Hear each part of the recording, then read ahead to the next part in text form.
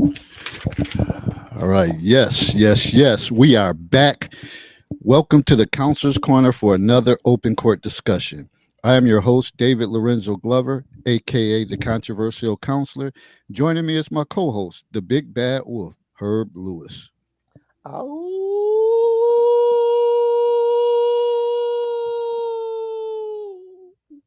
Oh, that's a long one. It could be, y'all could be in for a long night. Tonight, September 9th, 2024, the topic is Wear Your Story.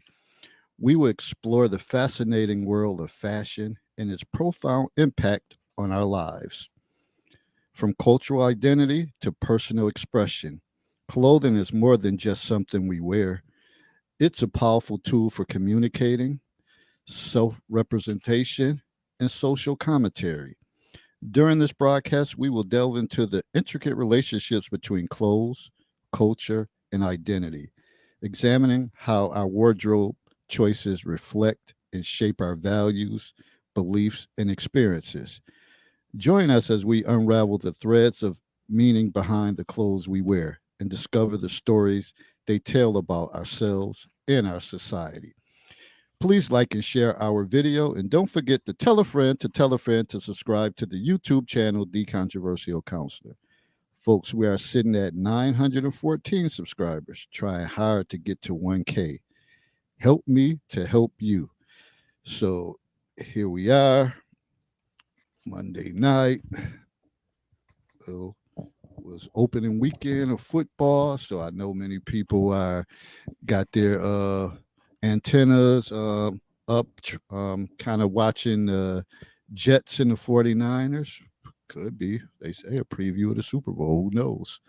But a lot of other teams will have something to say about that before it's all said and done. So we're here tonight. You see if I got anything. Same old thing. You know, going into the third week of school and in the new building, the new Nottingham Middle, and it's honeymoon stage is over pretty much.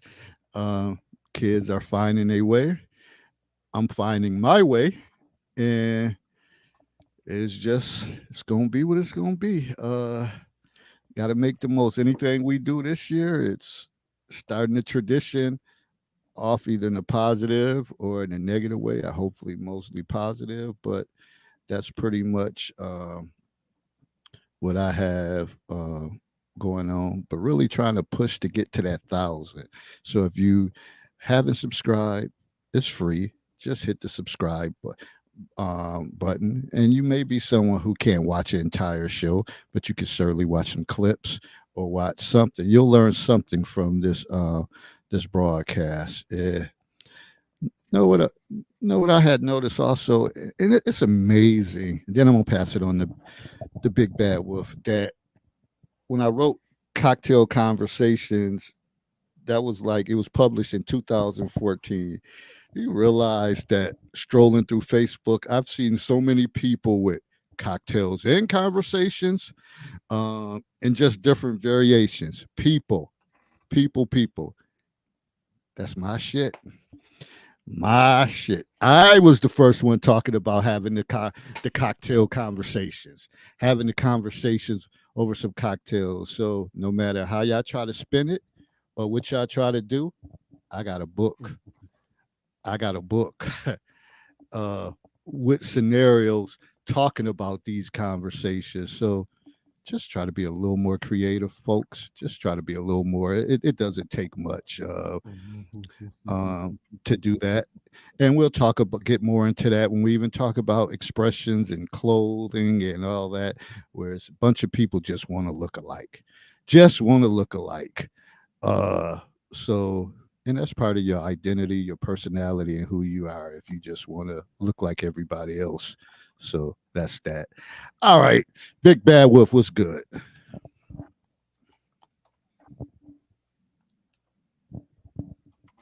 Man, you know what it is. It's opening week, man. Dallas got off to a good start.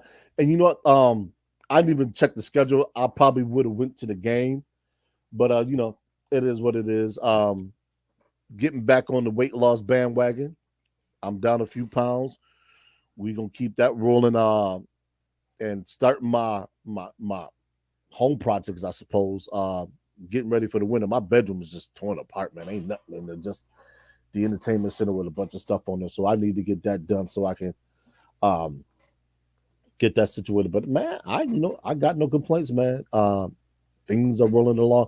There was a story that I wanted to tell you too because I can't tell this one on air. This is and it ties into what we're talking about. But I there's no way that I can clean this up and maintain employment, shall I say, if I were to tell it. So, unfortunately, I'll have to drop this gem in the group so we can protect the innocent and the guilty alike. Because it's funny how all this just really comes together. And I was like, damn, this is wild as hell, but it is what it is. So, yeah, man, I got nothing else, man. Things are going well. They had Keith's funeral this I believe it was Sunday. And I want to tip my hat to all the people that came in from out of town. They said the outpouring was incredible. And I saw the photos of people doing their duty, and placing that man in his internal resting place and taking the shovelfuls of dirt and putting on.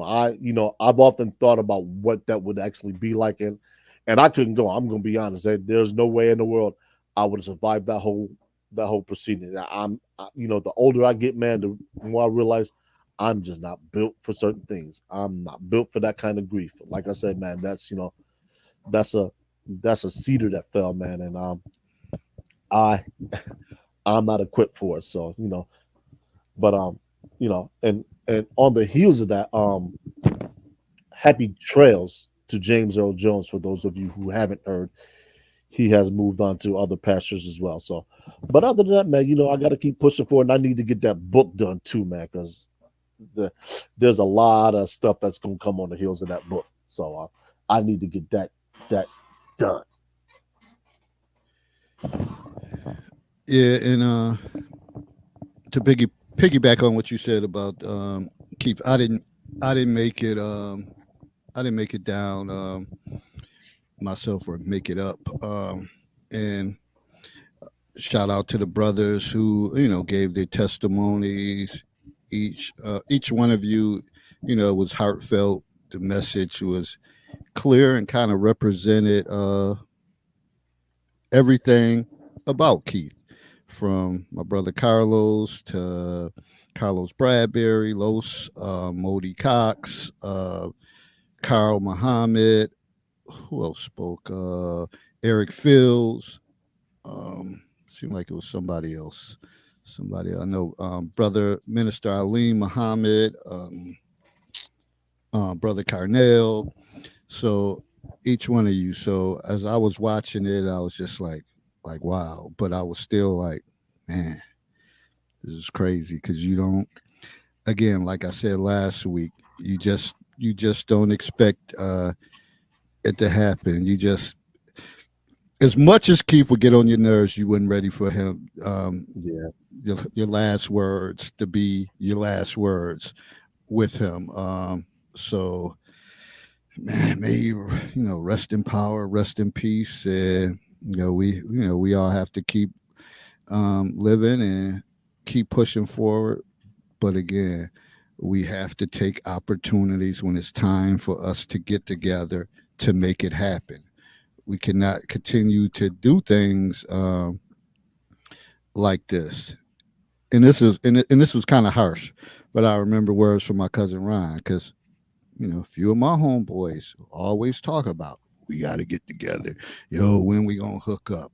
We talk about a plan, but it never happens. And Ron kind of said that, yo, man, I'm not even trying, kind of checking for what they saying.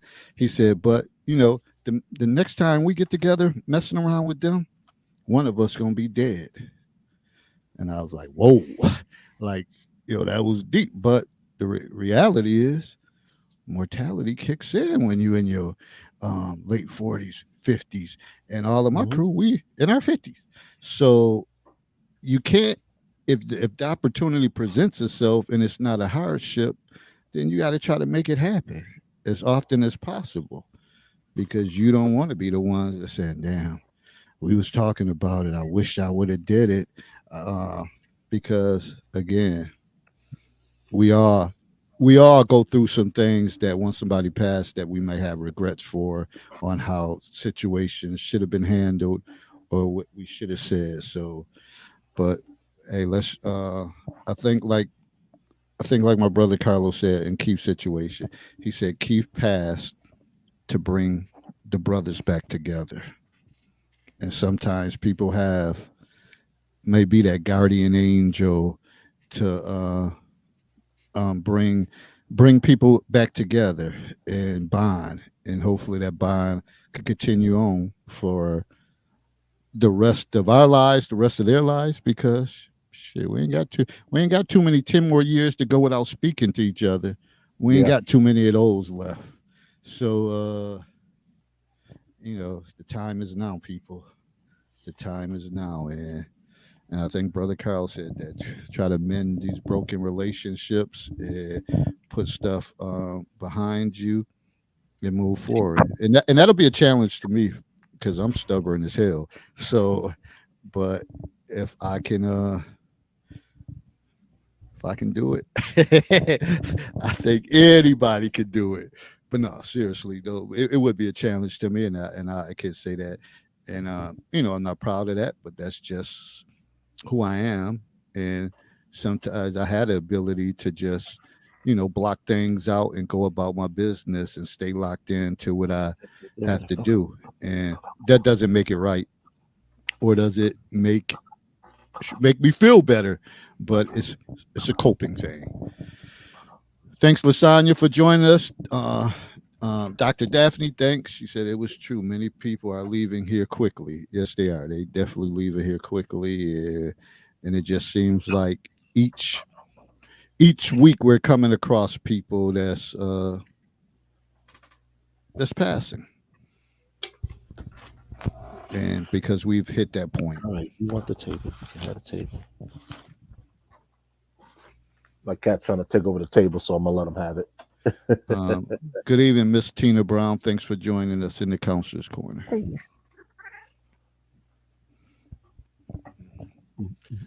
All right. So moving forward to tonight's subject, wear your story. Herb. So when you think about clothing, your clothing, your wardrobe, what Ooh. does it represent? What does it say? Ah, man, there's a lot of different facets in my wardrobe. There's the sports Herb. There's the kick back, lay back, sitting in the lounge with a nice glass of wine Herb. There's the work Herb. There's a sports Herb. Got some spikes and some cleats, some tennis rackets and things. And then there's the which we don't see too often anymore. There's the club Herb. I could throw on the attire. Then there's the business Herb. Go dressed out, go up dressed up for business and kill it. So I mean, that's the versatility that I have. But a lot of people, I see a lot of younger brothers my age, younger relative, but they don't have that. They either have one way or and one way, two ways, and that's it. You tell them you go into a gala. They say, well, what do you wear? All I got is uptowns and jeans. You don't have a suit? A suit, man, I don't wear suits. How can you not wear a suit? It reminds me of watching some TV shows where they would portray a character going into a restaurant, and the restaurant would have a suit jacket policy, and they had suit jackets of various sizes for people who didn't have one, because that was the rule. You had to come in there with a suit jacket on, and so it amazes me how grown men, and this is something that Kevin Samuels spoke about at length, and people didn't realize what he was saying to a lot of brothers in terms of being prepared. I don't care if you don't go to certain events. I believe every man, once they get to the age of 35, between 35 and 40, you need to have a tuxedo. Period.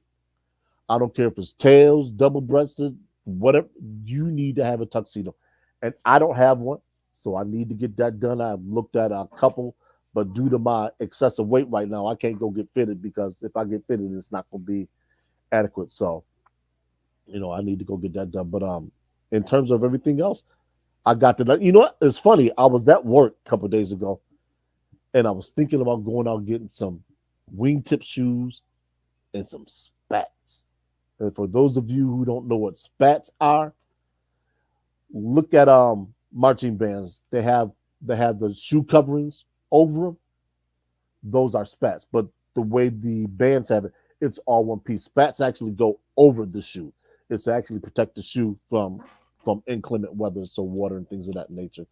You will see them sometimes in old World War One photos with a lot of soldiers because they would get trench foot because their feet would get wet. That's a different topic. But another thing I want to drop real quick is that around the turn of the 20th century, if you would go to certain construction sites, you had men that would wear what they would call a bowler hat. Now, the significance of this hat is if you saw a man on the construction site wearing this, he was a man that was running the show. This is one of the things that clothing does. It dignifies people. If you have a standing, it also denotes that. Think about your presidents and how they look, particularly when they're giving an address. They'll always dress very well. Rarely will you see a president that isn't. Down to the shoes, and they have their shoes handcrafted. Their shoes are $1,000 shoes, and they're made. I can't remember the name of the company that makes them, but needless to say, I haven't hit that mark yet in terms of shoe prices. I think the most expensive pair of shoes I have is about $150 shoes. They're I got them from. I can't remember the company I got them from. They were got a couple pair actually. They were on sale because otherwise I couldn't have afforded them. I'm gonna tell you about me. I like quality, but I like having money in my pocket. So that's my wardrobe. I like to be able to dress for any occasion. So if I'm going to a sporting event, I want to be cool. If I want, I'm going hiking, I want to be able to do that. If I'm, like I said, if I'm going to a gala, I want to be able to do that. I want to look good and be comfortable while I'm doing all those things. Yeah. And I'll add to that. Reading Daphne comments, she said my wardrobe represents a variety of styles. I know Tina Brown said at least have a decent suit for guys, and I agree. Mine is based on versatility, kind of. I think I have something for any occasion, but lately, and that's if it's time to go somewhere else, then I can pull that out. But like on a day to day basis, lately, working at the middle school level, I've kind of scaled it down. I mean, at the high school level, college level, I used to had crazy ties, shirts, dress pants, shoes, and then because I worked 10 years at the college level, then I worked 8 years at the high school level. So I kind of still, rocking the blazers and the shirts, the dress pants, the shoes, and rarely ever dress down except on Fridays. So when I bought stuff, it consisted of mainly buying shoes and stuff. But then reality kicked in as I got older. And at the middle school level, I got to have some sneakers. So I'm buying Okay. more sneakers now, but I'm still business casual. And you see, like, how a lot of things going, like when you see people with the suits and the sneakers and stuff. And some of it people may think, oh, it's just fashion, but some of it, when older people are doing it, it's for comfortability. Like, yo, my feet, they ain't the same no more. So I need some. You can't wear some stiff ass shoes that you don't have no flexibility. You need something that got a little arch and some movement. Um, movement, and so I find myself, hey, basing some khakis, a button-down shirt, whether it's in the fall time, which is probably my favorite time to dress, fall, winter, summer, uh, not so much, but I do enjoy wearing my bucket hats, but I know it's coming to an end. I know it's coming to an end, and we'll talk about that too, because some of y'all have no etiquette at all, and we'll talk about that. We'll talk about that. Um, but so I kind of just keep it simple: khakis, button-down shirt, or sweaters, and then I have some sneakers that kind of match up match up with it, and then also at the middle school level it's also about, and people may not understand it, but I think that's one of the expressions that you are able to build rapport with kids. If they think you got a little swag, or even if you're a little older, then they're gonna identify with you. But if you come in there and if you got on some sneakers and they bust it or whatever the case, they're not going to give you respect just on that alone. You could be the nicest person, you could be the most knowledgeable person. Uh, they're going to give you a hard time. So you got to be, you know, and it's funny their mindsets, because I can just have on, it could be a Friday, and I could have on some jeans, a button down, and then maybe some sneakers that match the shirt or got the same colors, and they're like, Mr. Glover, but you got a date today? Huh? Like, why you think I got a date? I just got on jeans. No, man, you kind of, your drip is nice today. I like, really? This what you call nice? I said, so you didn't think I was nice when I had on the dress pants and the shoes and all that? There's like, them church shoes? Nah. So that's their mindset. And of course, some of you probably thinking like, well, I'm not going to do anything based on those 12 or 13-year-olds, but it depends on how solid you is mentally.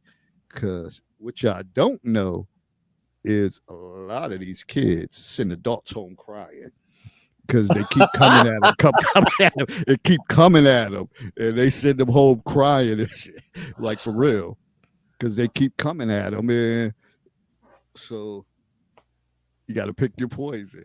But they're not going to send me home crying regardless if I wore a three-piece suit in there. But I'm just not going to do that, because in the middle school level, you never know when you're going to have to be tussling with somebody or going up and down stairs. And so after that, after having a couple altercations at the high school level with Slippery Earls on and busting my ass trying to break a fight, I said, I need a little something with more grip, especially at the middle school level. Let me see what some of these comments.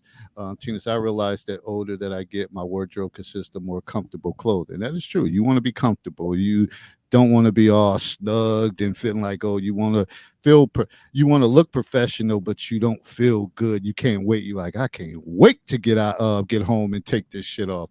You don't want to feel like that. Cassandra said, imagine how the ladies feel wearing heels.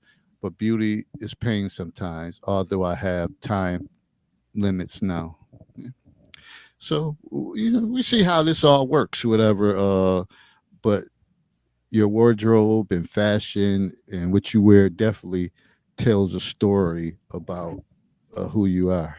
I'm going to pass it on to Herb, then I'm probably going to come back with this hat etiquette stuff. Yeah.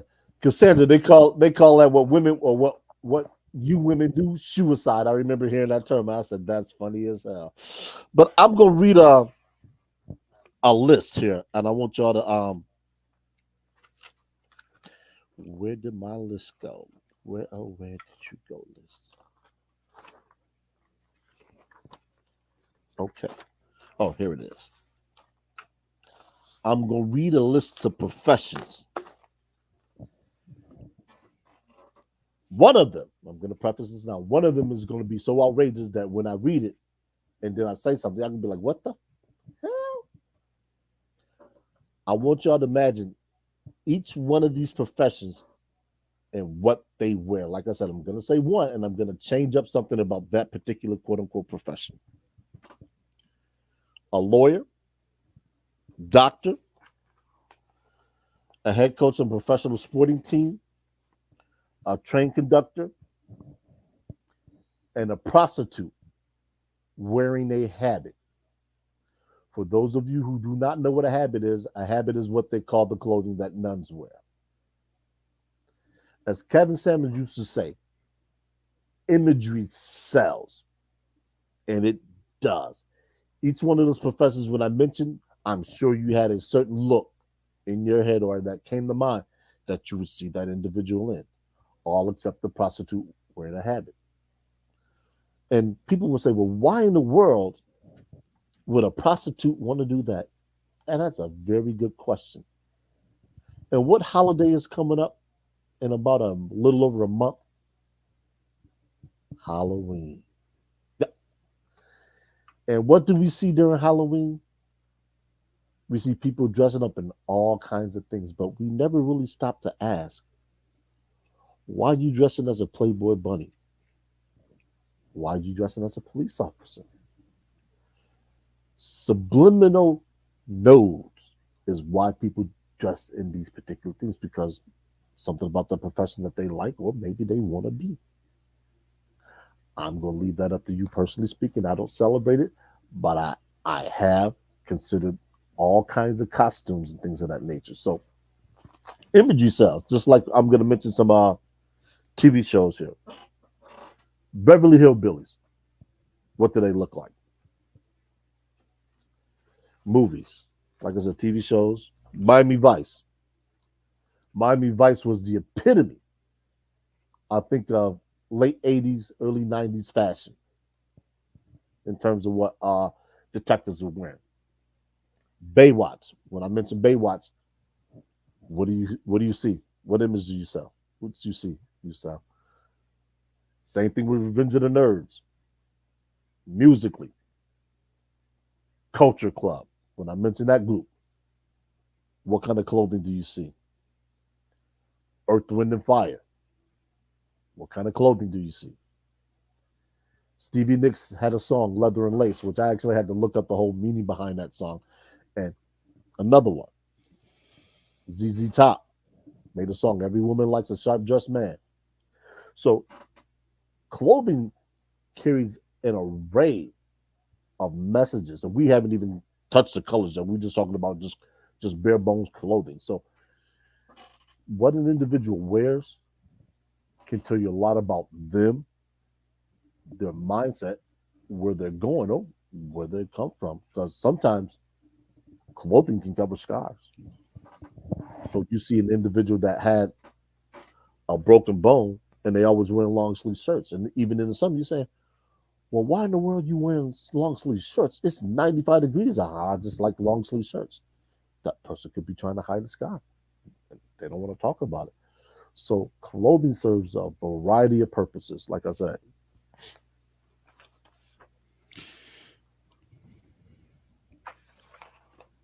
All right. You still rocking with a point, or No, go ahead. No, that's just just wanted to talk about the many different things clothing can convey. They can convey professionalism. They can convey um I'm out here to have fun. They can convey a multitude of things, and we just don't know what an individual is trying to convey all the time, because I could be trying to fool somebody. I could come into a place knowing I don't belong, but if I dress the part and speak the part, I might get a pass. And that was an experiment that Kevin Samuels I did one time. He had a brother dress up for a day in business attire. Brother had got on the bus and didn't have an exact change, and the driver said, "Hey man, come on, wave them through." Same thing when you go to the restaurant. You get better seating, get better treatment, better tables. The next day, this guy wore t-shirts, sneakers. He didn't have the exact change. The driver waited until he got the exact change. When he went to the restaurant, he got subpar service. So people will treat you differently sometimes based on the way that you appear. We often hear this about black men, saggy pants. And then we wonder why, we as a ethnic group, a gender ethnic group, don't receive the treatment sometimes that we think we deserve. Well, the question becomes, how are you presenting yourself? Did you go into the restaurant smelling like marijuana, cigarettes, alcohol, and just boisterous, and you got your hat turned to the side, wearing sports paraphernalia? If you haven't seen it, a lot of these clubs, I'm just saying, look, if you wear that type of attire, you can't come in. We're not even going to discuss it with you. You got on Uptowns, you can't come in. You got on sneakers, you can't come in. You got on Timberlands, you can't come in. Why? Because that image carries a stigma with it. I have never seen anybody in a shoot, in a button-up shirt or suit, tie, shoes, ever refuse from going into a nightclub. You might have to pay through the nose, but I've never seen them refuse. I remember back years ago, spot in Niagara Falls, New York, Club Exit. They were denying brothers left and right because they were dressed like this. And I remember them days. I'm like, yo, they won't let you in because of what? Oh, you got to be kidding! And there was places in Toronto when you went like that, they wouldn't let you in. And people used to wonder why. I would always dress up when I went out. I said I would never be rejected. Never. So it brings me a quick thought just flashed by, and I was thinking about, sometimes when you dress better, you feel better. So I was thinking about the image as you got on your Cowboys attire, and when I was watching the ESPN pregame show yesterday, and when they showed Dak Prescott walking through like the tunnel, and I think he had like a floral like blazer, but he had to dip in his walk because, and he might walk like that period, but he had this strut because in his mind he said, damn, I'm the highest paid player ever in NFL history as a black man making 60 million, the first player to make 60 million. And I said, I enjoyed it. I said, I see you. I see you. You deserve to walk like that, coming through with cameras on you when you shocked the world and nobody thought you was going to get paid at that level, and you did it. And even if you think about when Barack was president, Yeah. it was things that gravitated toward him. His walk. He wore basic colors. He always said that he wear like gray, like khaki, maybe black, navy blue, Mhm. and that was his thing. That was his thing. But just his confidence, and he was always well kept and neat. That right there goes a long way on how you feel about yourself as a person, on what you wear and what you represent, and you can see it. Some kids, shit, they can't spell cat, dog, or whatever, but they Yeah. got all the confidence in the world based on what they wear. And then you may have some people that's smart as hell, sharp as I don't know what, but they may not be caught up in the trends or style, but they lack confidence socially. So that's why I always say you always got to have a balance. Mhm. You always got to have a balance. So even those persons, the people, the kids that's well dressed, got all you know, the shoe game and the polo, this and that, nice little watches and stuff like that. If they can't read or do whatever, where is that going to get them?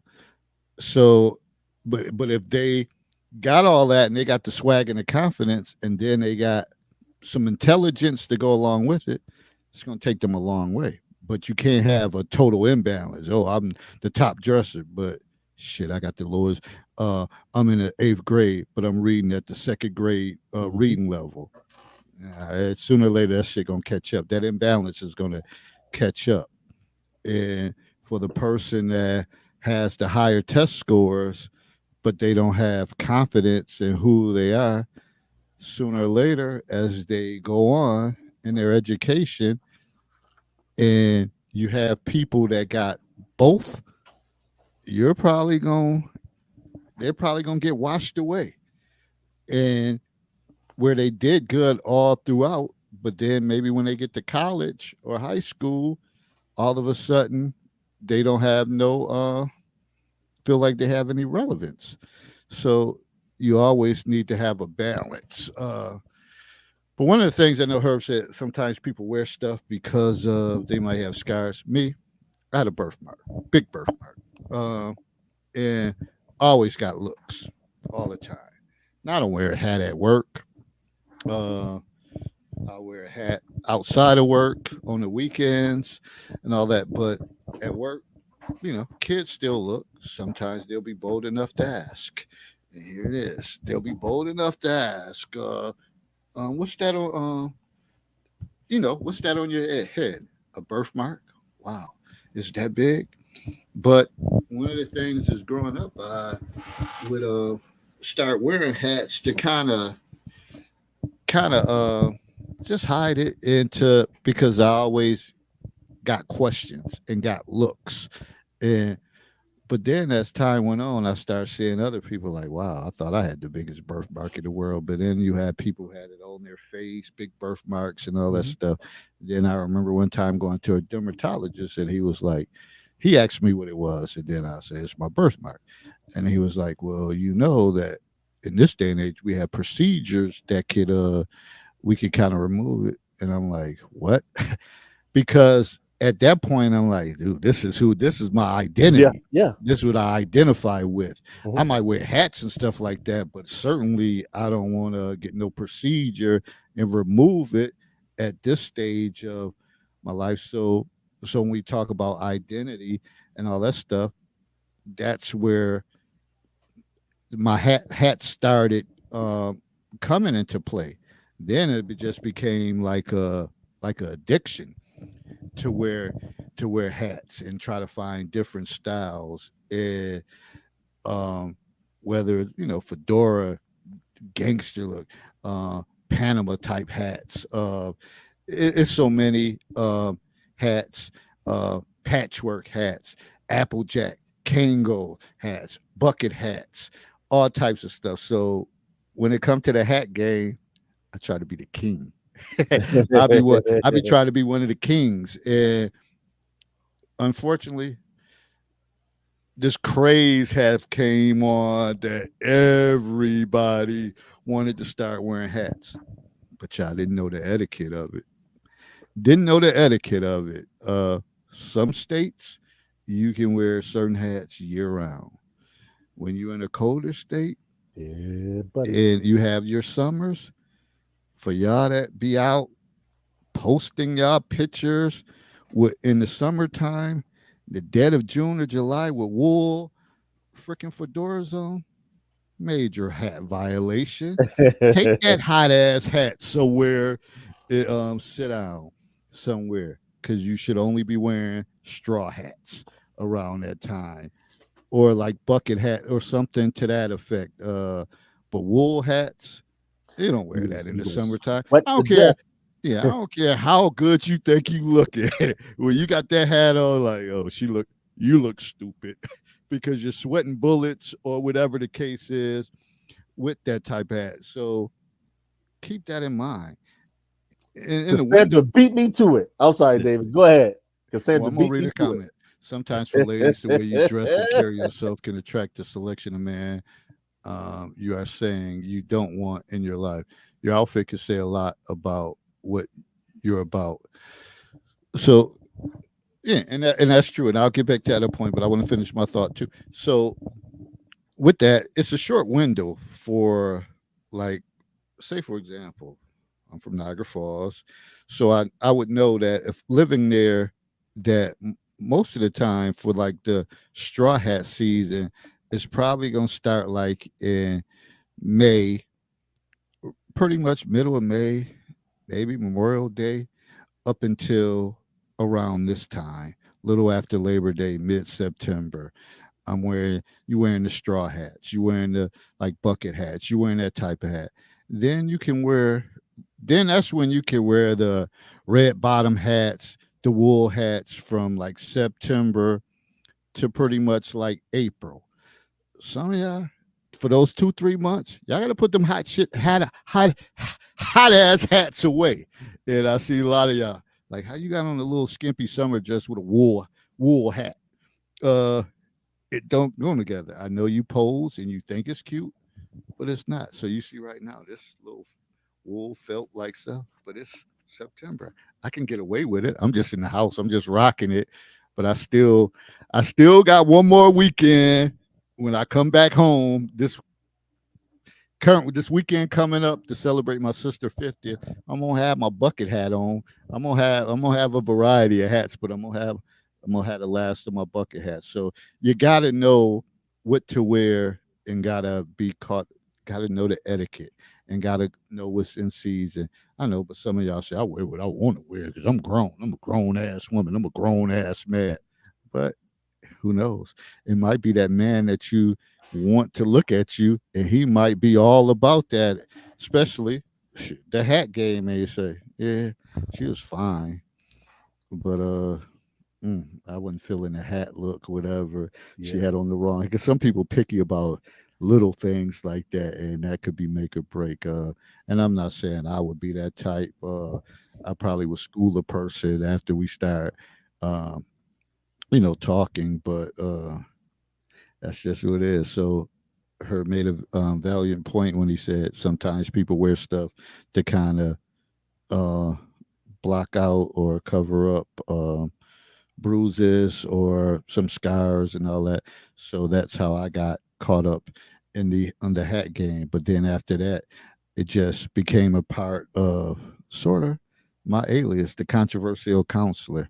Uh, and I never was into fedora hats till I was working with a publicist, and she said, "I think you need to wear the fedoras." That just said that's the look for the controversy. I know you like to wear the other hats and stuff, so I just take pride in wearing them all. Trying to have a mixed bag of different hats. If you want to be in this game, you got to be in it. You got to have variety. Some of y'all trying, but y'all failing miserably. Fellas too, the fellas too. Some of y'all failing miserably. Whatever. Yeah, it's not something you can just wake up and do. It takes some time, and it's funny you talk about wearing wool hats in the summer, because I used to go out clubbing like that. I would throw on the suit, the wool hat, and I would just be up in there, and people were like, "Yo, ain't you hot?" I'm like, "No, man, I'm too cool to be hot." And they'll be sitting there sweating bullets. Now, what they didn't realize was I wasn't dancing either. I was sitting back playing the wall, watching traffic like a safety switch. But I want to read the comment that Cassandra put in. She said, "Oh, I'm sorry, you read it, David, didn't you?" Yeah, but you can elaborate. You can Yeah. get. As kids, I used to hear this told to women often. The higher the hemline, the greater the expectations. Now, I know in this day and age, women are trying to put skirts up as high as they possibly can without being too revealing. The only problem is, like Cassandra's comment says, is you're going to attract a certain kind of man. Now, I understand, women, you want to be alluring, you want to be attractive, you want to push the envelope of sensuality. You can do that, and you can also maintain a level of dignity as well. How? I'm glad you asked. Go get that. Go get that skirt that leaves almost nothing to the imagination, except where you're going to change is that's going to be an ankle to potentially knee length. And do you want to have that slit so it drops just below the thigh? You can do that and still maintain your dignity and still exude the sensuousness that you want to, so you can attract the man. Because depending on where you are, and location plays a big part in what you wear and how you wear it.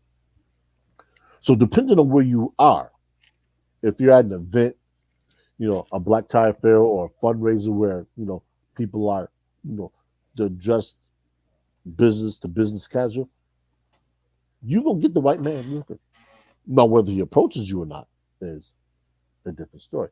But you got to learn to put the right kind of bait in your trap, if you will. And yes, that's a double entendre for those of you who are asking.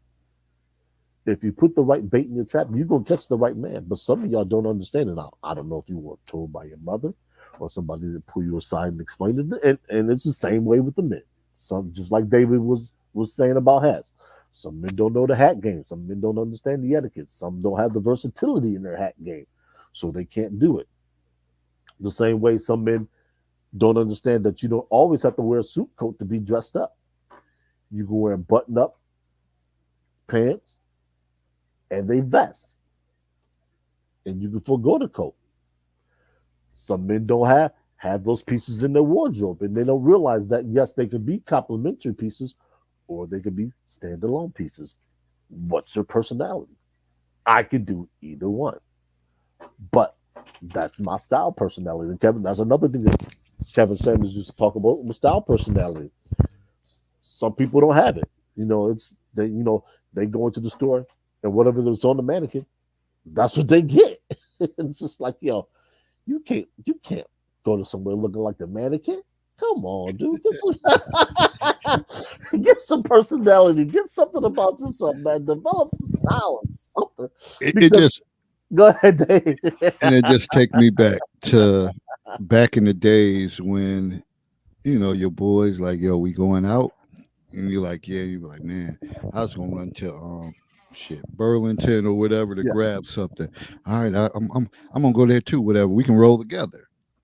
So I remember one instance that I did that, and I think it was, and anybody from Niagara Falls, Western New York, probably know the Pleasure Dome, one of the hottest clubs ever in history, on Sunday nights, where it used to be like 2,000 people up in there, from Buffalo, Rochester, Canada, Toronto, Niagara Falls, all came out to the Dome, and it was one of those nights.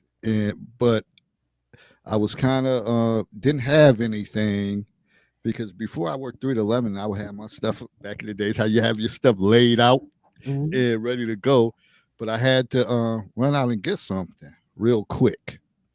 So I got, which probably seemed like it was a freaking outfit on one hanger, but it was a shirt, it's a pants. So later on, I'll get to the club, and somebody got on that same shirt, same pants. So I definitely got clowned by my boys.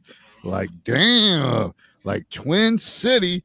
I was so annoyed and aggravated. I said, y'all gonna keep playing with me. I said, I'm gonna make his ass go home and change.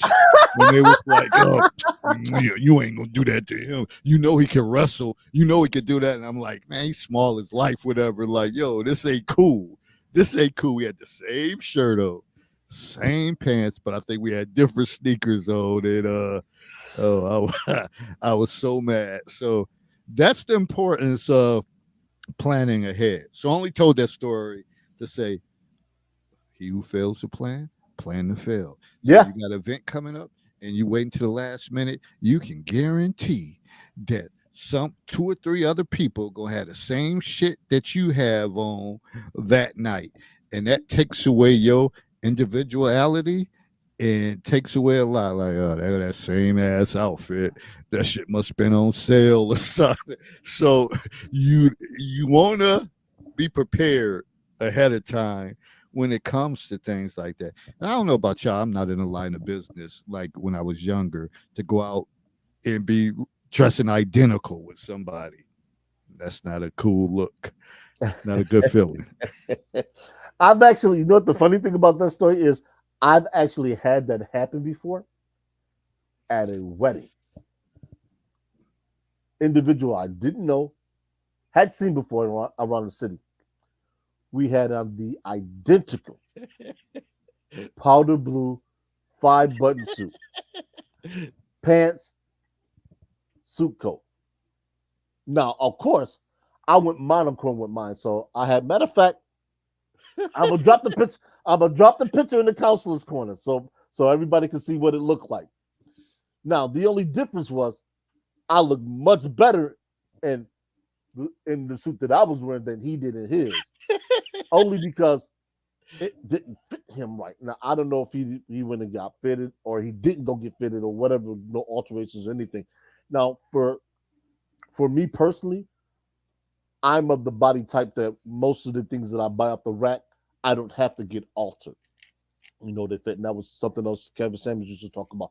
He would always say fit over fashion. For people who don't understand what that means you don't need to go out and spend $1,000 on a suit if you can spend $250 and you can get it tailored so it looks like that. And that gets into having a tailor, which a lot of brothers don't. I would advise anyone, especially brothers, get you a tailor and get your clothes cut to your body, because at this particular age we should be at a particular point where we're not growing anymore. And the same thing with shoes. Segue to this. Go get you a nice pair of Italian handmade shoes and learn how to take care of them. When I say take care, I'm talking about shoe trees, polish, because when the bottoms wear out, you can always get them re-sewn, and that's an investment. That goes along with the tucks that I was talking about earlier. There are certain things, and this is my perspective along with some of the other content I've taken in from Kevin Samuels, of course, and Jeff the OG. I think his name is Jeff the OG Style Guy, something like that. And they talk about this type of stuff. Those are benchmarks of a man that has a wardrobe that's put together. So you can have your sneakers, you can have your jeans, you can have khakis, you can have all of that. Like I said, if you are going to be that kind of man, make sure you have something for every occasion. Doesn't matter what it is. You go into a barbecue, nice pair of shorts, nice little Hawaiian button-up short sleeve shirt. Whatever the brim you want to wear, if you're going with one or not. But have that in your repertoire. I always talk about what's in your toolkit. Your toolkit is your clothing. So what can you reach in there and pull out? What can you reach in there and show people that you can do? That, hey, look, you were just like I tried to mess hats with Dave. I was like, I can't do that. I ain't got the chops. I had to put my ass back in gear to stay in my lane. But at least I was able to say I can sit to the table. Now I may not be able to sit at the head of the table, but I can sit to the table. Some of y'all fellas, y'all can't even get in the room. No. The hell was sitting to the table. Not at all. Not at all. So I mean, these are the things that brothers need to learn. Men, period, but brothers in particular, because we're under such heavy scrutiny. Because, like I said, our ethnic image for our gender, and this is, I would advise brothers to go dig up that YouTube video that Kevin Samuels did about 4 years ago now. The things that your father should have taught you. Listen and take notes and employ what he said with impunity, because that's going to be the first thing that draws a woman into you. Not what you say, not how much money you got, but your look. Shout out to BGS. Hey, you still waiting on the Octane book, man. When you gonna get that book done? Because this is something he talks about. He always talked about the uniform. He talks about the uniform and how it signifies to women, particularly black women, what class you're in. So if you're wearing a Brooks Brothers suit, more than likely, you're going to get a certain class of women that's going to deal with you. Conversely, if you're wearing a pair of Uptowns and some jeans, you're going to get a certain type of woman that's going to deal with you, and everything in between. This is what people need to understand about clothing and how it delineates you from other people. So, I mean, there's a lot of different things. And like I said, we get into the colors. Like I talk about President Trump, red tie. Red tie denotes power, love. Purple, royalty. Yellow, warmth, friendliness. There's a lot of different things that goes into what someone might wear at a particular point in time. Case in point, you go to a wedding, The bride is usually wearing some derivative of white. It represents purity. So I mean, there's so much that goes into why a person might wear something, what color they chose. I mean, the list is almost endless in terms of what people do and why. You never know until you ask. And if you sit down with somebody, let's say you bump into somebody that's wearing something that you've never seen before, and you want to know what it is. Matter of fact, take an ascot for some for um, the sake of the discussion. And for some of you who don't know what an ascot is, the ascot is simply the way I can best describe it is an oversized tie, and it James Bond used to wear it. One of the characters, one of the older characters, and it's an English tie. You usually only see it on certain men.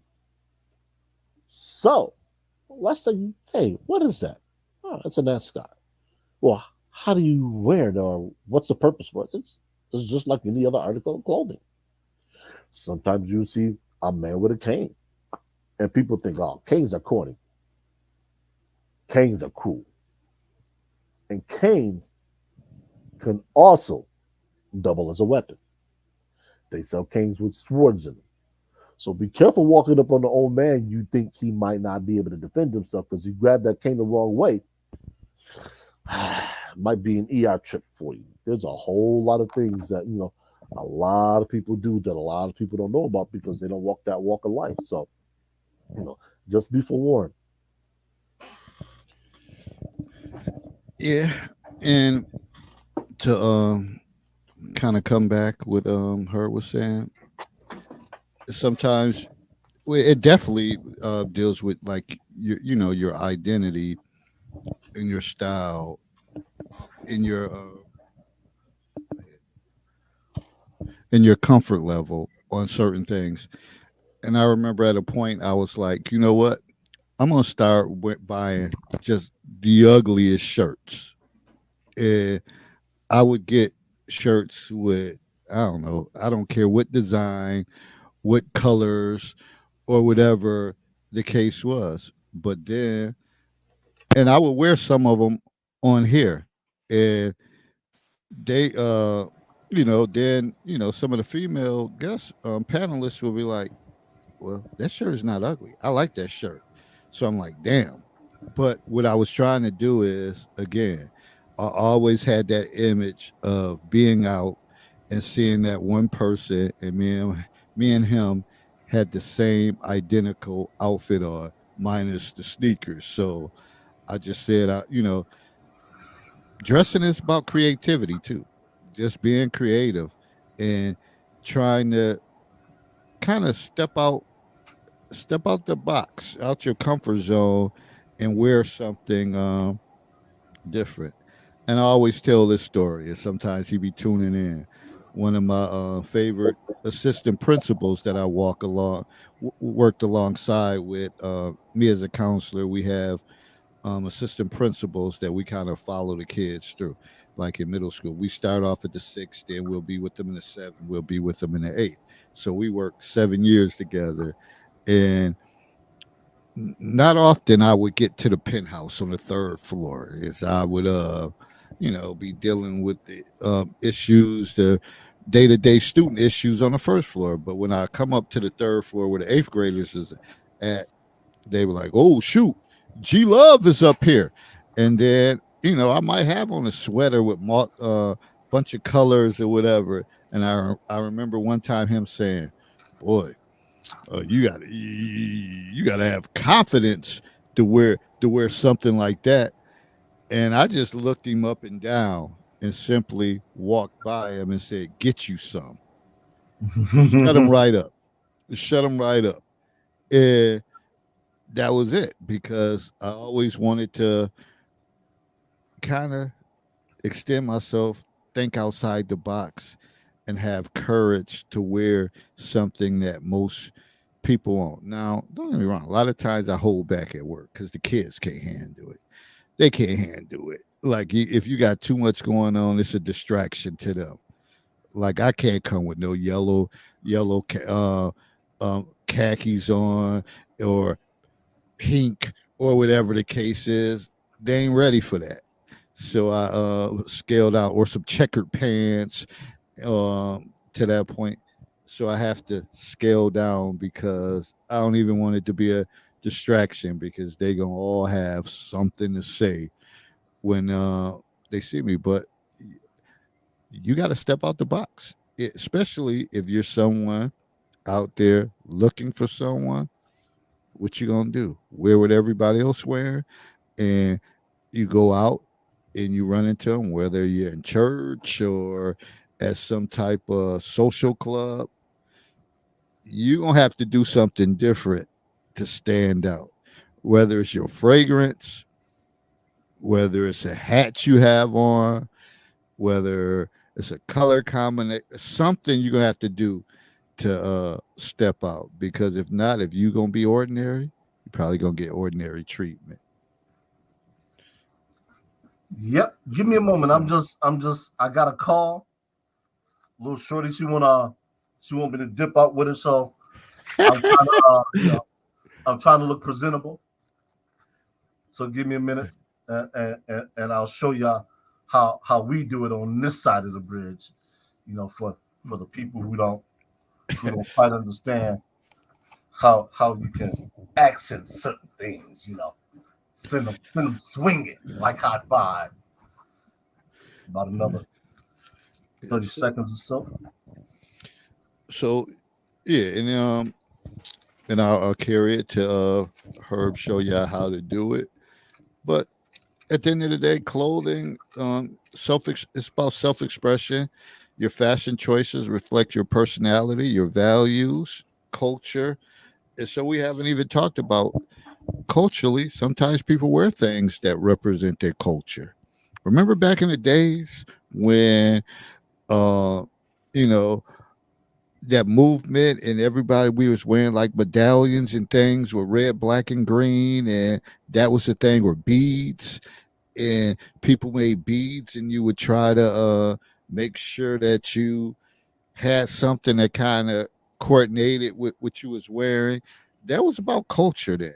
Then you still have the hip hop generation there with, like what Herb said, people wearing the uptowns or whatever you decide to call them, the Nike ones, Air Force ones, you know, shell toe Adidas. There's guys that's still in their 50s, 60s. That's just embedded in them that they still rock that. Or, you have people that always got to have their Yankees fitted and stuff like that.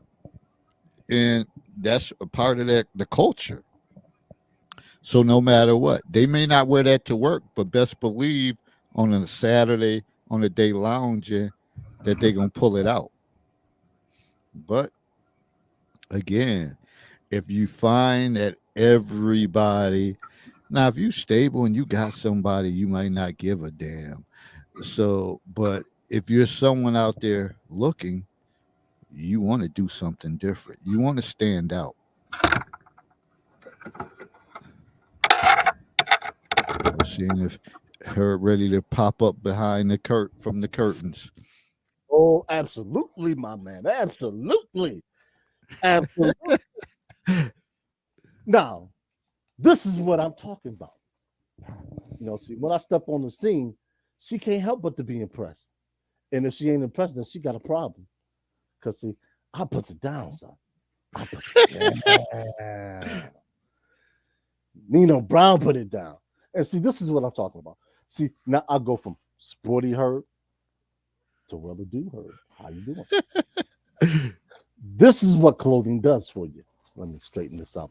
Now, this little thing, a tie knot, I'm sorry, not tie knot, or what's the name, tie ring, is something I just saw. I said, you know what? I said, they look kind of cool.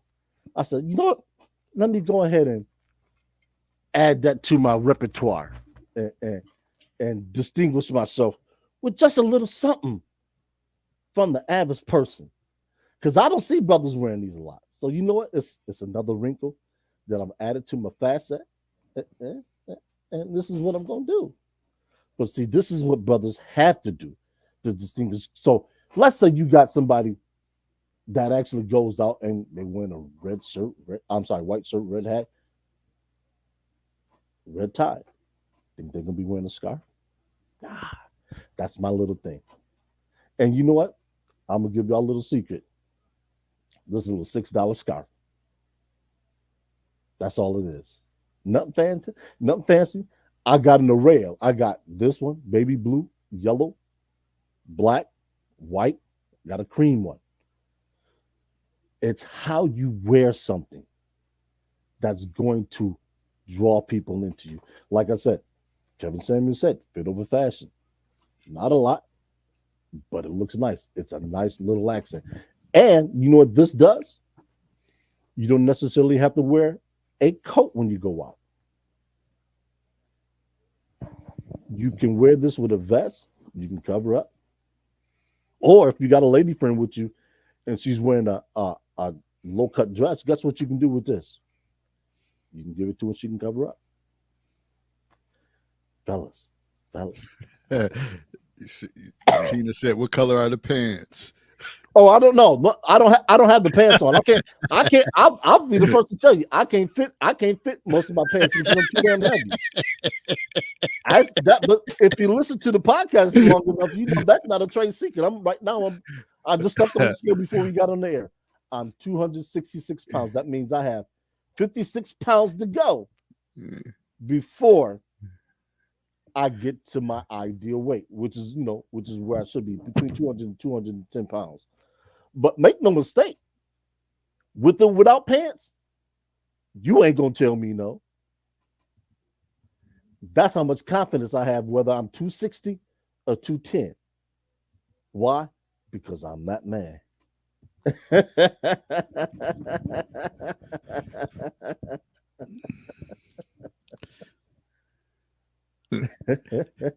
and when we talking about this subject, it takes me to some stories back in the days, and I remember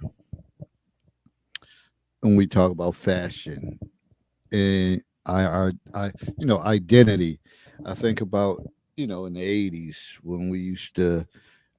I know if people our age remember like the original jams, like when you had the jam shorts and you would have the match, the shirt, then you might have like a biker hat or something. But for me, we would be shout out to my mother, my aunts, my grandmother, my grandfather, who always kept us on point, matching head to toe. So I remember coming through, and I was a late bloomer with the ladies.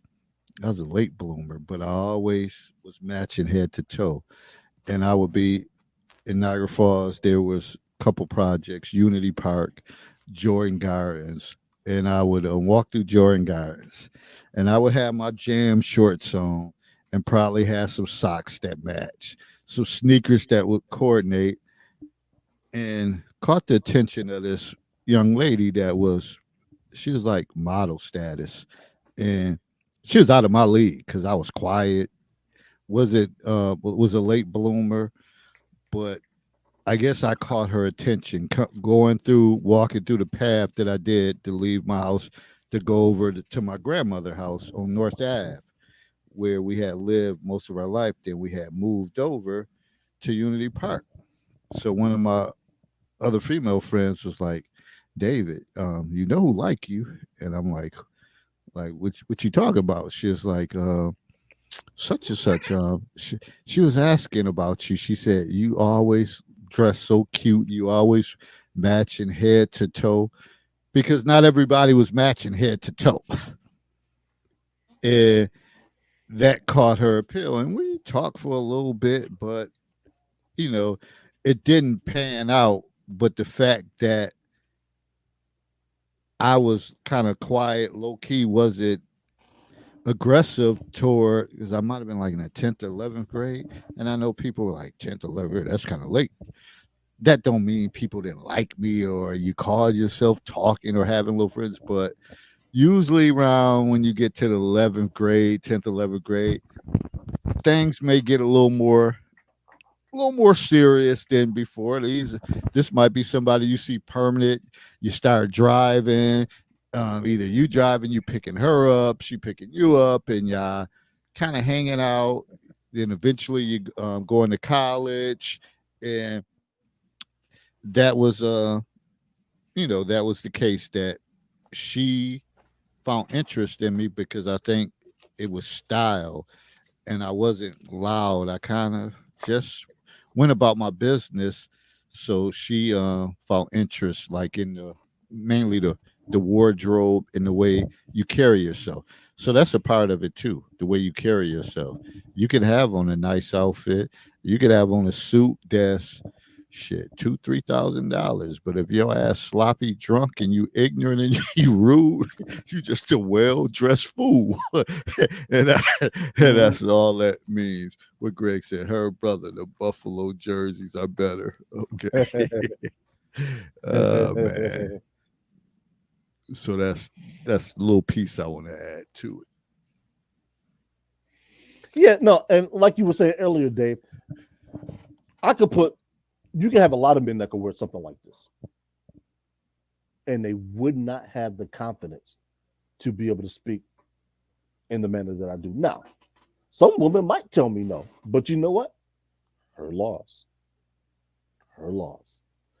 because I'm gonna be me. I'm gonna be okay. I ain't never heard a no that stopped me from being me.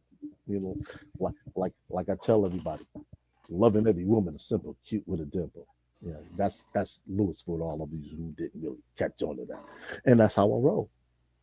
That's how I roll. But you gotta have something that's innate within you to be able to do certain things, to be able to say certain things. Because I could dress an individual up all day long and they can look fantastic. But as soon as they open their mouths, they're like, oh man, why did you have to speak? Why couldn't you just sit there and look cute? So, along with the look, you have to be a man of some substance. It reminded me, I went to Vegas. This was, gosh, about 15, 16 years ago. And I was walking through with my man. He was a police officer from New York City, and I don't even recall the young man's name. And he called him a nice little tenderoni. You know, a couple of days. And I told him, I said, look, man, I said, you're gonna have to stick for a couple of days. I said, the first night, slow roll. You don't even try to do nothing. He said, why? I said, because you're gonna throw her off. Because the old adage goes, what's in Vegas stays in Vegas. I said, but you ain't gotta do nothing the first night. I said, just play cool, sit back, chill. I said, the next night though, tax. Like you the government and the IRS and she owes you tax. I said, there is a duty that I take when I dress like this. And my duty is to teach the youth, is to tell the young G's coming up that, hey, when you dress like this, you have to convey that you not only have respect for yourself, but you have respect for the people that are around you, and even more respect for the women you deal with, because you got some cats that'll dress up like this and they trying to snatch the first thing that they can, and then they wonder why they end up with, you know, some wayward mother slashing their car tires or keying their car. Oh, you dressed the part, but you ain't really that. And it's like, yo, you ain't got to thug out. Just like you ain't gotta raise your voice to anybody. I have a rule, hard and fast rule. I don't argue with anyone. I state my case, and that's it. Either you roll it or you ain't. And if you ain't, there's no need for us to continue to talk. What does your grandmother say, David? You go one way and I'll go the other. That's how I'm living now. I'm at this junction now in my early 50s. I ain't got the time to spare. And it's football season too. I really don't have the time to spare. I ain't arguing. Bye. So Herb, I was going to bring this up when you talk about wardrobe, and I know you mentioned this on shows before. You said something before that. I thought about it earlier. Go ahead. I'll let you breathe it. You mentioned something about giving a female a wardrobe check. How does that work? How do you get to that point that you can scan their closet and go through and realize she's not the one that I want to be dating or hanging out with because she don't have the attire for me? How does that work? And the funny thing about that is this: I'm doing that the first time I see her. The very first time I see a female, she's already being judged by me. Now, I'm judging what she wears, how she wears it. I'm gonna give a little bit of trade secret away. I'm gonna catch some kind of flack from my alter ego for doing this, but camo clothes, that's an automatic no. Sorry, you ain't in the military. If you're not in the military, hold up, Herb. Hold Go up. ahead, So a nice young lady, I don't know, spring, summertime, and she got on some nice fitting camouflage pants or something. She can't do that. That's a no-fly zone. It's not, let me put it to you like this, and that's why I read the list that I read earlier at the top of the show when we got into it. Just imagine somebody wearing scrubs and they're not a doctor. That's faking the funk. I'm sorry, I can't do that. You faking the funk wearing scrubs, you ain't a doctor. You wearing construction boots and you ain't never picked up a shovel in your life. Oh, come on now. You were in a habit and you were a prostitute? Come on now. There's certain things that are just non-negotiable. And there's some other aspects that I won't get into that I don't like, but I understand it's the fashion of today. So I have to overlook that.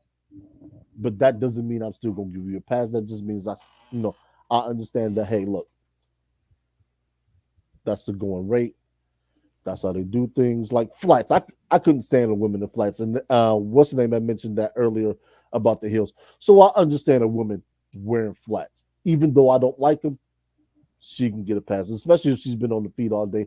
I don't want you to have to visit any podiatrist because you're always wearing heels. So yeah, take a load off. Get you some flats. As long as they're presentable, they ain't dirty, worn. I'm okay with that. But the funny thing about, to really answer your question is, other than the first time that I see her, if I go to her home and I can get to the bedroom, oh, absolutely. And I'm not even trying to smash. I'm just seeing if she's a worthy candidate. Because some of the women that I've dealt with, they will tell you, I am not above going out buying them clothing. That's just how I am. Because if I'm gonna put myself in a position to critique you and say what I want, what I don't like, then I need to, as a man, and this is just my own position, that I need to be able to go out and get you something to illustrate what I want to see you in. I don't care if it's from Shine or some other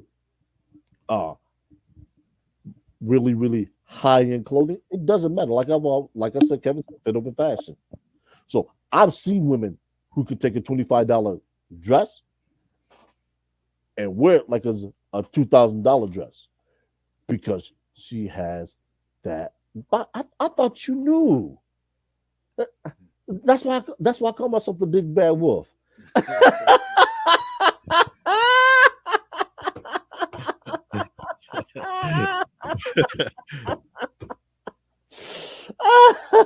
I am not for the faint heart, man. I am not.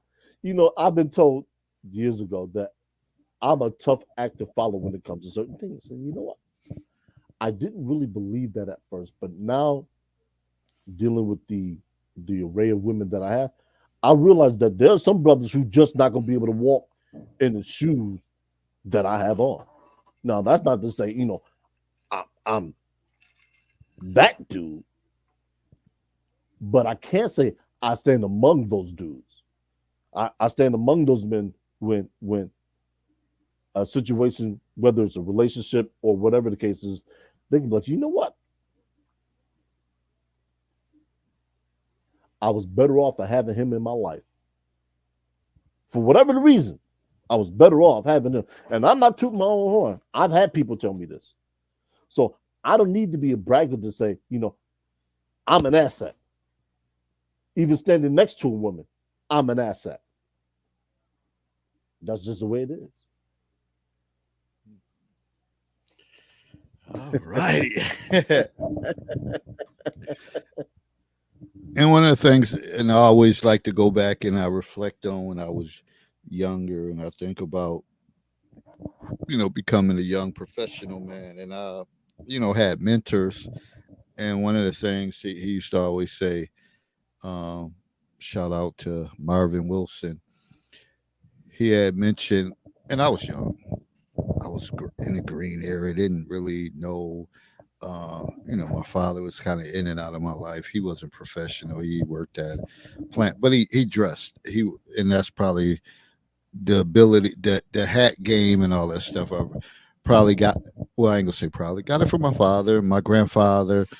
Then I just adapted and I just took it to another level. But one thing Marvin Wilson used to always say, he would always say when we talk about being professional and represent yourself, because mind you, I was like 23 and I was a social worker. And he was like, you might not get paid the greatest, he said, but always make sure that you represent yourself well and dress well. He said, you may not be able to go out and buy a whole suit or whole outfit. He said, every time you get paid, get you something. Get you a shirt, get you a pair of pants or something. And then sooner or later, you'll start having, a rotation of things to wear. Just luckily, during those times, I had a friend, shout out to her. We haven't talked in a while, Felicia, that she worked at Van Eusen's at the outlet. So, and she had a nice little discount. So she would always tell me, like, whenever you want to, you could come out here and you could get my discount, whether you want to get some ties, some shirts, whatever. So my wardrobe kind of got built up. But meanwhile, my counterpart must have felt infuriated because I would always have my shirt, ties matching and everything, pants. And she was like, oh my God, I feel like you always dressing up. And she would have, back in the days, the stirrups. That was a horrible, that was a horrible outfit, women. That was a horrible outfit. If you wore stirrups, you were whack.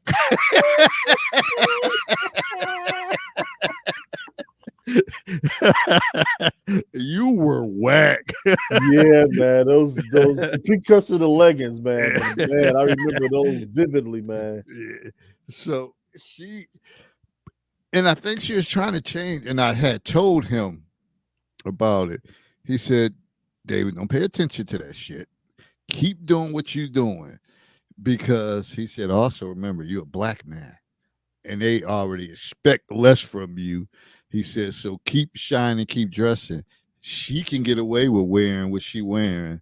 Don't downscale, keep pushing forward. Keep making sure that you build up your professional wardrobe. He said, because, nobody expects you to have that. You just getting out of college. But keep building it up. And I always took that like that was some great advice. And of course, as I got older, I would elevate and do this, but then as you start now, like I think Tina said, now it's about comfort, but I still gonna look representable, still be matched head to toe, and still be looking decent. When it's time to wear a suit, when it's time to wear a blazer, no problem. I got it. I got it. But on a regular day, hey, if our school gave us polos and t-shirts to wear, I probably would wear them most of the days out of the week, just because I'm repping the school. But best believe I'm gonna have some khakis on, some pants, khakis pants. Is in the shoe game gonna match the shirt. Mm-hmm. So I'm always gonna be on point. So I just thought about that. Shout out to Marvin Wilson with that advice, whatever, because as a youngster, sometimes people try to steer you in the wrong way, but that's the time that you say, I want to separate myself from everyone else. So Stirrup Girl wanted me to be at her level with her stirrups, and I was outshining her, so she was kind of intimidated by that. And you know what the funny thing about the end of that statement is, there are some women who are utterly, and I mean utterly, intimidated by a well-dressed man because they don't know how to approach him. So if you ever, and I'm speaking specifically to the men, if you are ever in a situation to where you're dressed very well and a woman is looking at you and she's not dressed as well as you are, make contact. I'm not saying you have to pick her up, but just make contact to open dialogue, because she might be interested in why you dressing like that. She may want to take some information from you to take back to a male relative or spouse. Also, she might be in the fashion. She might work at a store. She might be a manager at a store, and she might want you to come model some items. Broker a deal. Say, hey, look, you know what? If you're working at this particular store, can I be enrolled in a program where I can get discounts? Doors open often, but because people have a reluctancy to walk through them, they never see what's on the other side. And I'll be the first to tell you, let me find out somebody that's working in a nice little clothing store. You think I ain't gonna rack up? You think I'm not gonna get some cufflinks too? Cufflinks are in there. You think I ain't trying to get some French cuff shirts? Some cufflinks, discount 15, 20% off. Some of these, some tie clips, belts, all those little accessories can change your look just enough to where you catch somebody's eye. And I do have piercings that I just don't have earrings in right now. So I can run the gambit of looks, from this to dress down to sporty herb. Have those looks in your repertoire. So no matter where you go, no matter what company you're among, whether you're among Caucasian people, mixed race, or whether you step out to an event where you're in a different culture. And that's something Dave talked about, we haven't even got to the different cultures. Sikh, for example, a lot of people confuse Sikhs and Muslims. They are not the same. And Sikhs are the gentlemen who wear the turbans. They're a completely different religion than Muslims. Also, darn it, just forgot the name of the attire just that quickly. Hijabs. If you see women in a hijab, you pretty much know what her religion is, what her culture is. That's what clothing communicates. We in the United States of America, when we travel abroad, people almost immediately know we're Americans. Why? Because we have a cultural image, regardless of the ethnicity. We jeans, sneakers, want to be comfortable while you travel. There's nothing wrong with that, but it does make you stick out like a sore thumb, as opposed to you going to, let's say, you're going to Italy and you want to fit in. How do you fit in with the local population or the people that are there so you don't stick out? Difficult. You might want to wear a button-up short sleeve shirt, a nice pair of khaki shorts, some loafers. You can go without socks. You can go with socks. A lot of brothers won't do that. They don't feel comfortable within themselves dressing like that. And hey, I understand it's not for everyone. This is why a lot of brothers won't travel outside of their own communities, maybe state. Me, I'm trying to go everywhere planes go. If there's a plane that go there, I'm trying to get on that plane and get there because I want to experience different cultures. I want to be able to experience everything that this earth has to offer. But that's just me. And am I gonna fit in? Like a hand in the goddamn glove.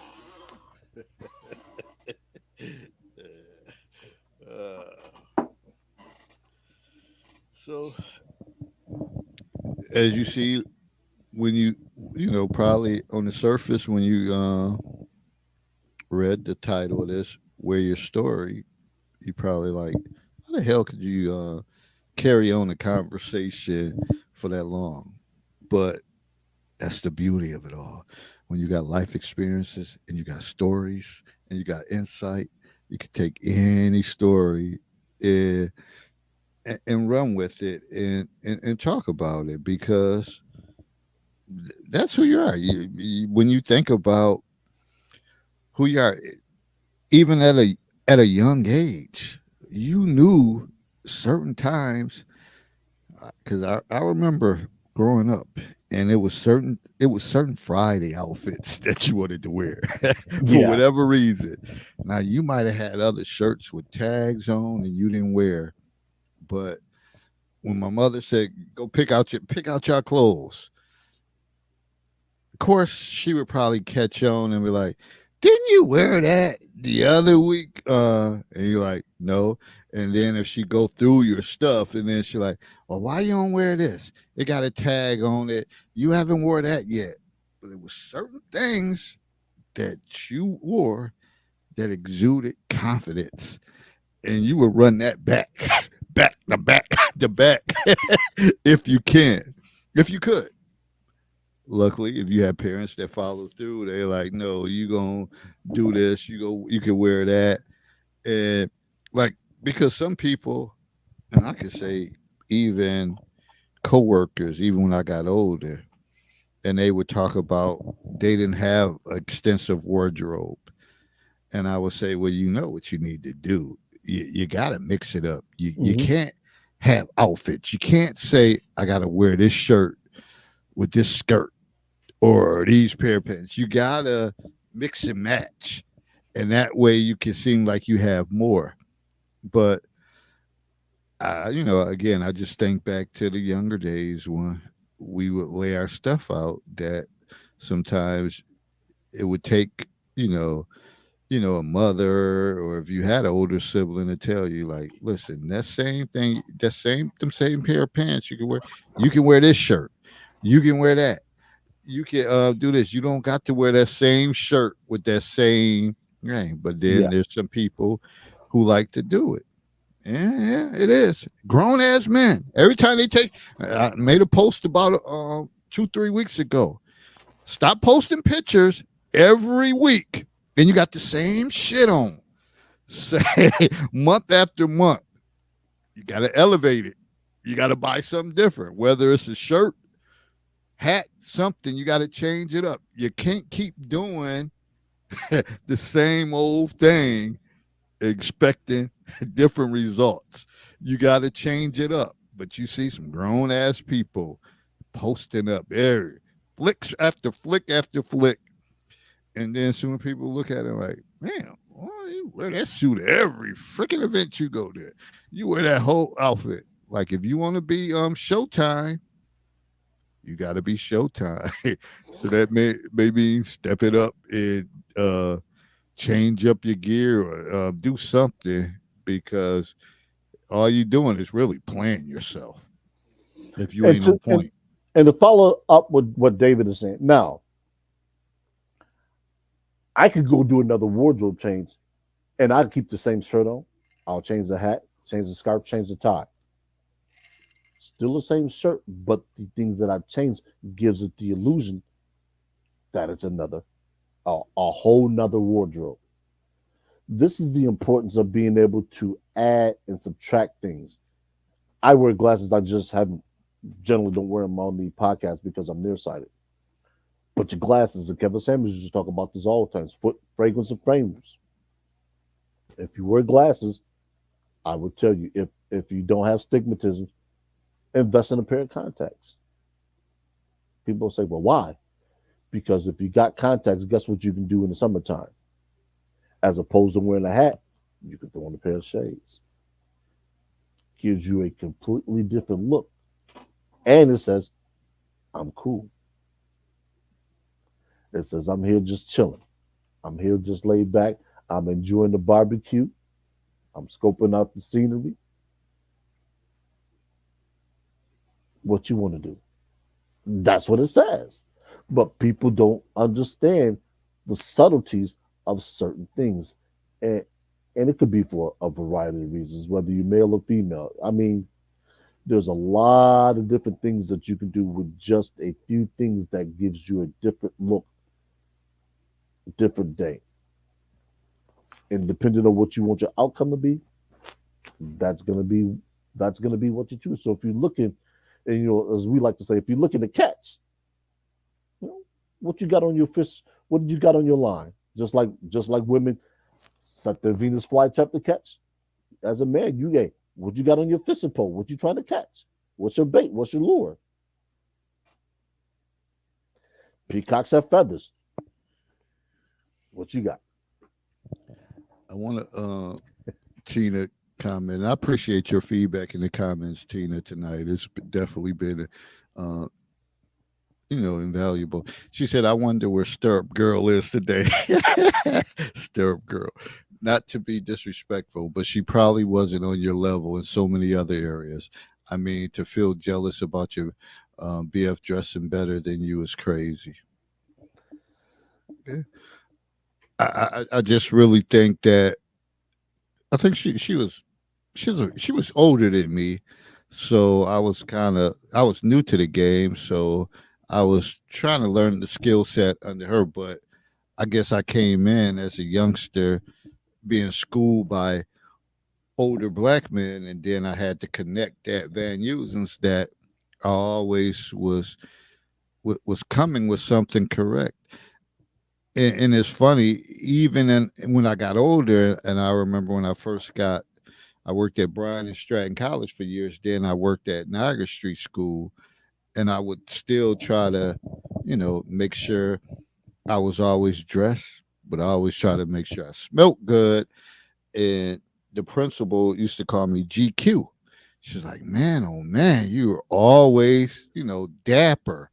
And then what was so crazy, the little kids, the way I was dressed, they would come up to me, the little 4 or 5, little 6, 7-year-old. They were like, excuse me, are you the principal? Are you the principal?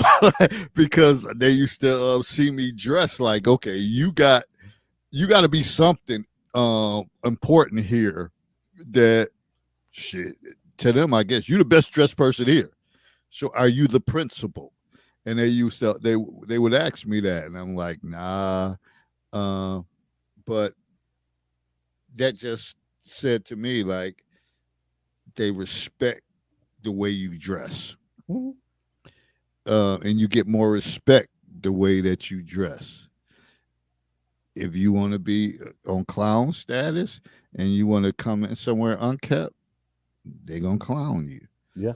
But if they see you either trending or wear something trendy, but always on point, you're going to get more respect. And that's just how it is. Like Herb had mentioned earlier, it doesn't even if you think as a black man, black woman, and you're dealing with Caucasians or something, they're going to look at you by the way you carry yourself. And consistency matters as far as that. Certainly some people may be on a different level. I guess once you make a certain amount of money and you say, hey, I can do what I want to do, then that's fine. But if you haven't got to that point, then you got to kind of navigate. You got to have some good navigating skills to get to that point. So that's how that works. Also, Yeah, and to follow up Tina's comment, I don't think a lot of women realize that a well-dressed man to a woman in some circumstances and situations can be off-putting to her, especially if she is, excuse me, whew, especially if she doesn't think, like you said, Tina. Whew, bless you. thank you. If she thinks that he can do better, wow. So why me? And if she's lacking confidence, it'll come out in that particular fashion. I've seen it. I've had it happen. People will say, "Well, damn, why me? Why do you want to date me? I mean, you look so much better." And I've had people say that, why are you with her? You look so much better than she does. And I'm like, what does that have to do with anything? You should be dressed with. You should be. Ah. I remember full true story rather. I was gonna say full disclosure. True story. I was out in the club at Hamilton Roxy's. Had my homegirl come up to me. She said, "You know, none of these females in here are gonna talk to you just like that." And I was dressed very similar to what I am. I said, "Yeah, I know." It keeps the bullshit away when you appear in a certain manner. So if you go to, let's say, you out of town as a brother, and you go to some hole in the wall bar, dressed a certain way, women ain't gonna talk to you. Why? Because they're gonna see you as stuck up, bougie. Now, what you might have to deal with are fellas who think you too good. That's the downside, unfortunately. But I mean, like I said, man, clothing, they can do a lot for you. They can open doors, or they can close them. It's all in what you want. So if you want them doors are open, dress appropriately. If you don't, it don't matter. Yeah. So we probably, we're not going to belabor the point, and I'm sure. Again, I always say some of these subjects spin the block. It comes back around because there's so many uh, different things to talk about in these areas. So sometimes I wonder how people who want to be, content creators can't come up with content when it's so Yeah. simple. When it's so simple, you could take one concept and talk 2 3 hours about it, but you know why they can't do it? Because they don't do no research. They're at an impasse once they make their first talking point and they're done.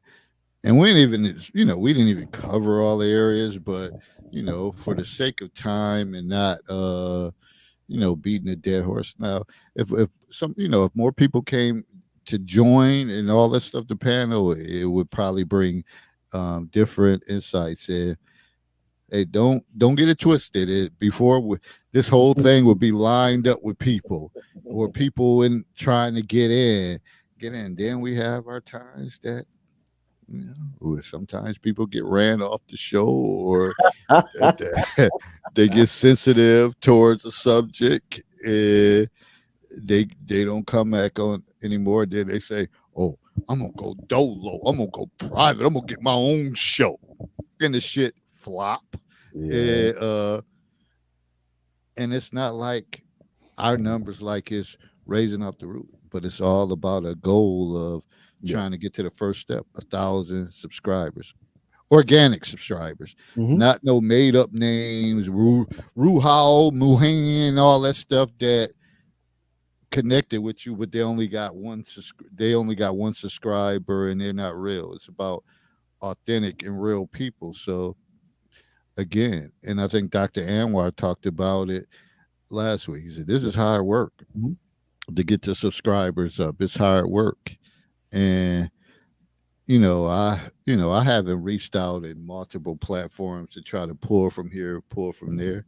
It's just put, having our show, throwing some clips, being on TikTok, Instagram, and all that stuff, and get people, pull people over. But we knocking on the door, and to that 1,000, it's gonna happen. Mhm. Damn sure gonna happen real soon. And but anyways, so for tonight's subject, Herb, if you want to give a closing comment, but again, it's gonna come back up because that's just guaranteed. It's gonna spin the block again. But we just wanted to touch on a few points tonight about wear your story. You gotta wear it. You gotta represent it. No, just clothing.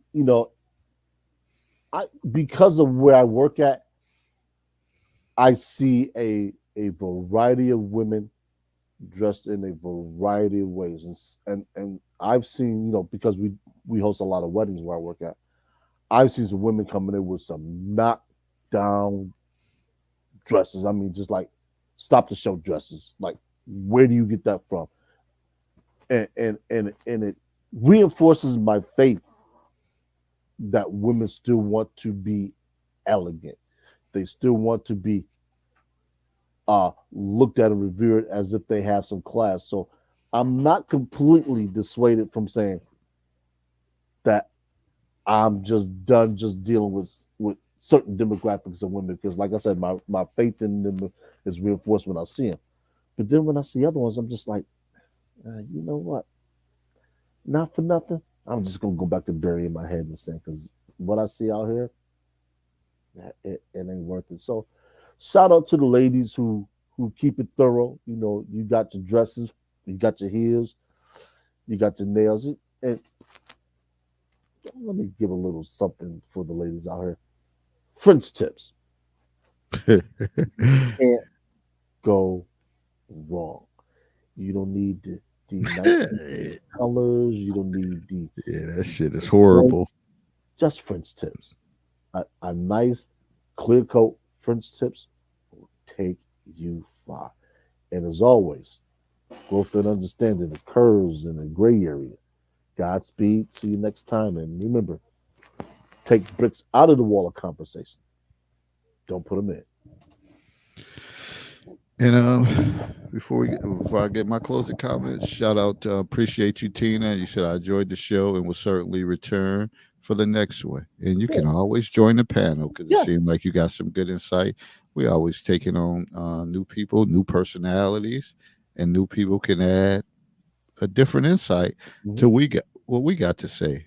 No one ever said we was experts, but Yeah. we like to explore and delve into these conversations because they're important, whether you think so or not. Uh, some of you may just say, "Hey, I can just pick out something and put it on," but you don't. That would be the importance of when certain people say, "I always get dressed. I'm not going out with," and there's so many areas. So I want to make this the closing comment because then I think about kids that come to school with slippers on, and you think about parents that roll up in schools with bonnets and pajamas on, and all of that. And what does that really say? Um, as far as when you're approaching administration or counselors and stuff like that, do people really take you serious? But to close it out, well, again, Tina and everybody else was in the comments. Appreciate you all. But as far as the this subject matter, wear your story. That's what it's all about. You represent yourself every time you step out. Every time you go somewhere, you should be have some cognizance of what you got on and trying to be the best that you could be, whether it's a theme party or whatever the case is. Reason I say that because my sister about to throw a big one in the Niagara Falls in the Cataract City this weekend. Her theme is green, so Oh, people gonna oh. be pulling up in the green.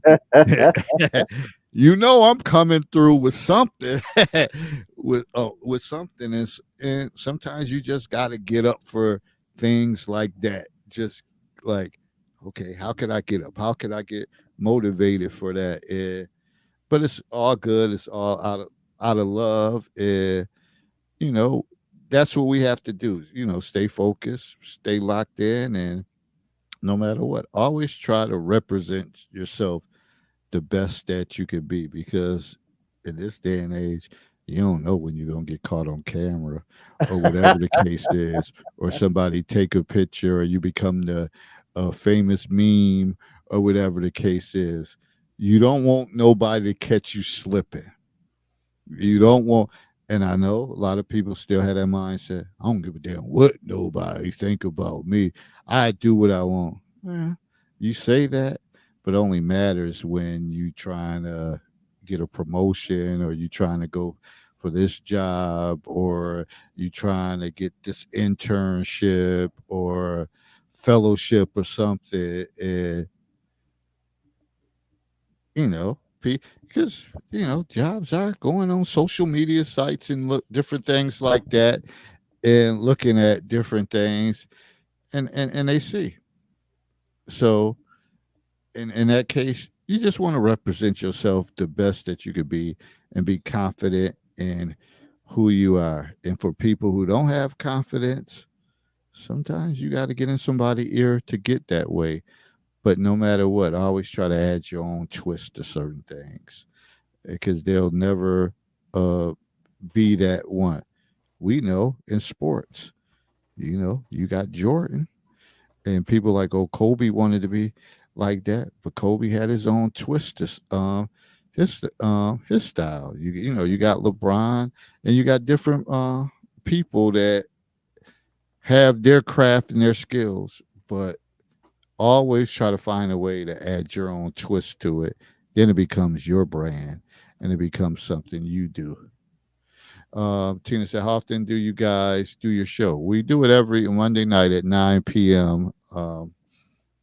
And pretty much then I post clips and stuff, but we also have a group, the Counselors Corner, on Facebook, and a lot of topics and stuff may be brought from there, and we may bring it over here to the live broadcast.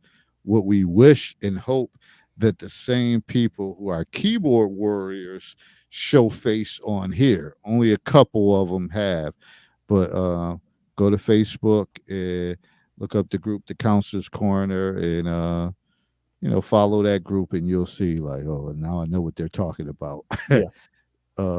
So that's what we try to, and we've been, building this for a couple years. So, it's hard work, but we still it's passionate about it, because I know these subjects are important. So with that said, thanks everybody who tuned in. Remember, no matter where you go, wear your story. Yeah. When you go out, whether it's work, an event, whenever you showing your face and appear, wear your story so people can know that that person is that you're a force, and you're something to be reckoned with. And with that said, we out, on to the next one. See y'all next time. Everybody enjoy the rest of your week. Cataract City, here I come. All right, people, Big y'all be 50 safe, for my man. sister. All right.